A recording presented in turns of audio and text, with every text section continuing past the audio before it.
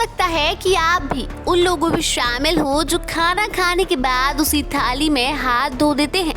खाने की थाली में हाथ धोने की सबसे बड़ी वजह है आपका आलस्य।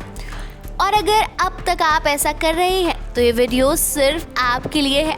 अगर आप अपने जीवन को वाकई में सही दिशा में ले जाना चाहते हैं तो इस वीडियो को अंत तक देखना और इसकी एक एक बात कहीं नोट कर लेना।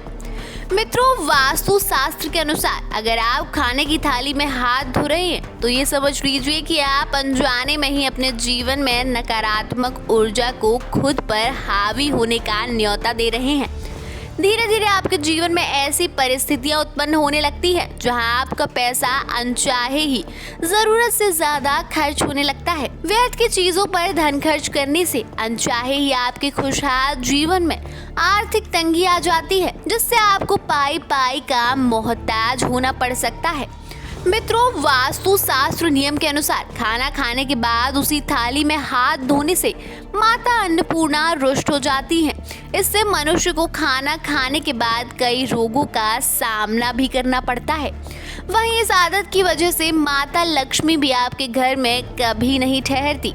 इसलिए आज से इस बात को गांठ बांध लें कि कभी भी खाना खाने के बाद उसी थाली में हाथ ना धोएं।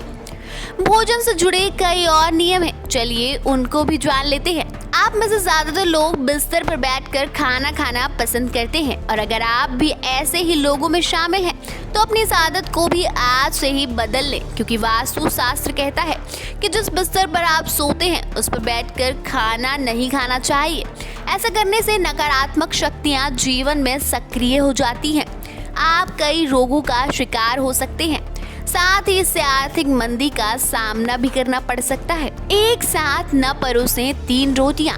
वास्तु शास्त्र के अनुसार थाली में कभी भी एक साथ 3 रोटियां ना परोसें।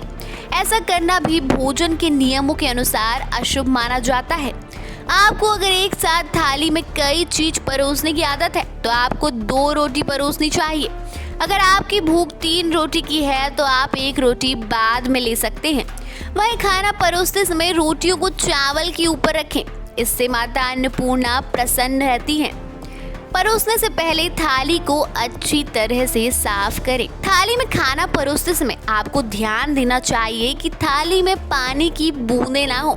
ऐसा करने से ताजे भोजन पर प्रभाव पड़ता है। ये भोजन स्वास्थ्य के लिए भी उतना लाभकारी नहीं होता, साथ ही आपके जीवन में कई अन्य समस्याएं बढ़ सकती हैं। इसीलिए आपको थाली में खाना परोसते समय थाली को अच्छी तरह कपड़े से साफ करके इसमें खाना परोसना चाहिए। थाली में ना छोड़े खाना। कई लोगों की यह आदत भी होती है कि उन्हें जितना खाना खाना होता है वो खा लेते हैं, लेकिन इसके बाद थाली में खाना छोड़ देते हैं। इस खाने की थाली को वो किचन में सिंक में रख देते हैं, जिस पर बार बार पानी गिरता रहता है और खाने का अपमान होता है।